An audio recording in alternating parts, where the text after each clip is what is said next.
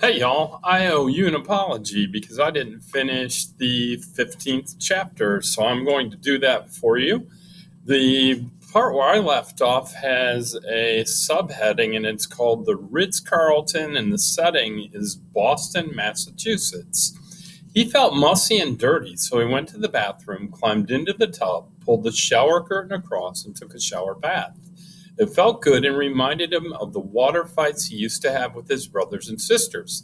He was careful not to splash any water out of the tub, and when he finished, he stood for a while, admiring the bath mat and preening his feathers. And then he felt hungry. On the wall of the bedroom, he found a button that said, "Waiter." Louis put his beak against the button and pressed hard, and in a few minutes there was a knock at the door and a waiter entered. He was nicely dressed and tried not to show surprise at finding a Swan in the room.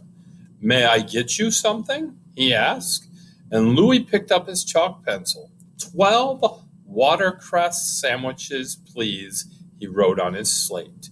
And the waiter thought for a moment. "Are you expecting guests?" he asked. Louis shook his head. "And you want 12 watercress sandwiches?" "Mm-hmm." Louis nodded. "Well, very good, sir," said the waiter. "Do you want them with mayonnaise?" Louis didn't know what mayonnaise tasted like, but he thought fast, and he cleaned his slate and wrote 1 with and 11 without. The waiter bowed and left the room, and a half an hour later he was back, and he rolled a table into the room, placed a huge platter of watercress sandwiches on it along with a plate, a knife, a fork, a spoon, salt, pepper, a glass of water, and a linen napkin nicely folded. And there was also a butter dish with several pieces of butter covered with cracked ice. The waiter arranged everything carefully and then handed Louis a bill to sign, and the bill said, 12 watercress sandwiches, $18. Goodness, thought Louis, this is an expensive place. I hope the boatman won't be mad when he sees this supper charge on the bill tomorrow morning. He borrowed a pencil, from the waiter and signed the bill, Louis the Swan. And the waiter took the bill and stood there waiting.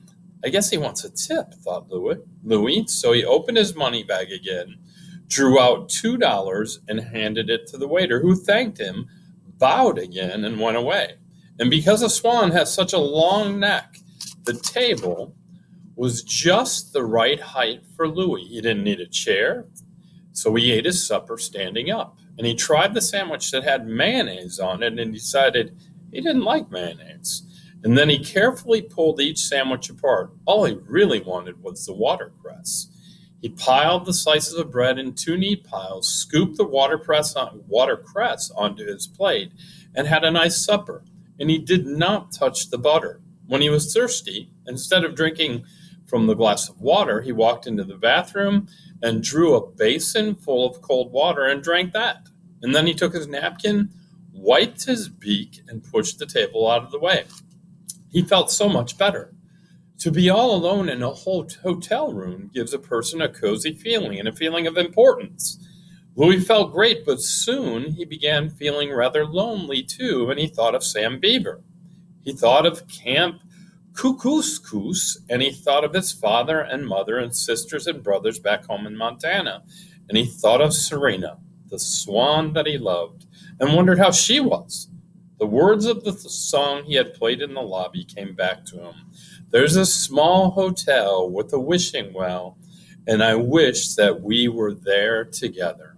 How wonderful it would be, he thought, if Serena could be here at the Ritz to enjoy the hotel with him. The waiter had left an evening paper on the table, and Louis glanced at the front page. To his amazement, he saw a picture of himself on the lake in the public garden with the swan boat and a big headline that said, "Boston goes wild over the trumpet of the swan." And the news story began. There's a new bird in town, and his name is Louis. He is a trumpeter swan that really plays the trumpet. Incredibly, though it may seem, this rare and beautiful water bird has accepted employment with the Swan Boat Management in the public garden and is entertaining boat riders with his smooth trumpet.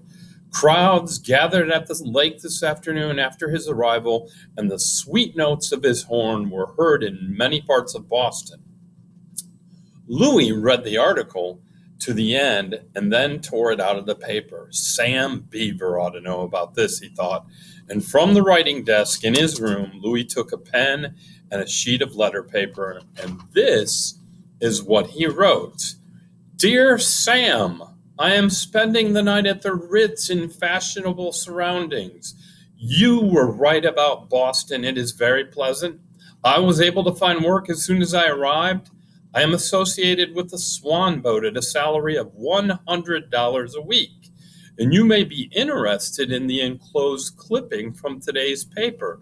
If all goes well, I will soon have enough money to pay my father's debt to the music store, and then I will own the Trumpet free and clear, and will hope that by blowing it passionately, I will be able to make a favorable impression on the young female I am in love with.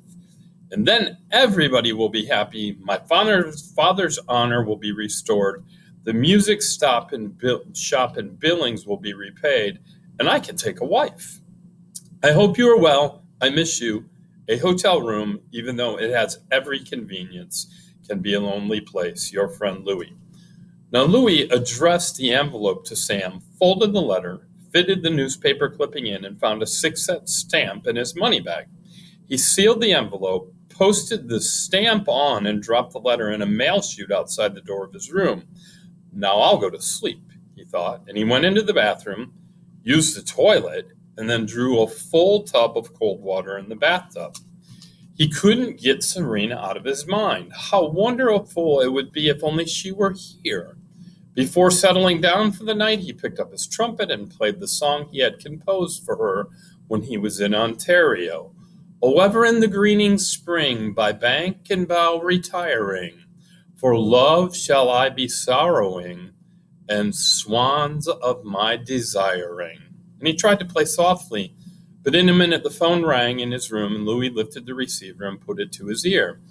I'm sorry, sir, a voice said, but I'll have to ask you not to make so much noise. The Ritz does not allow guests to play brass instruments,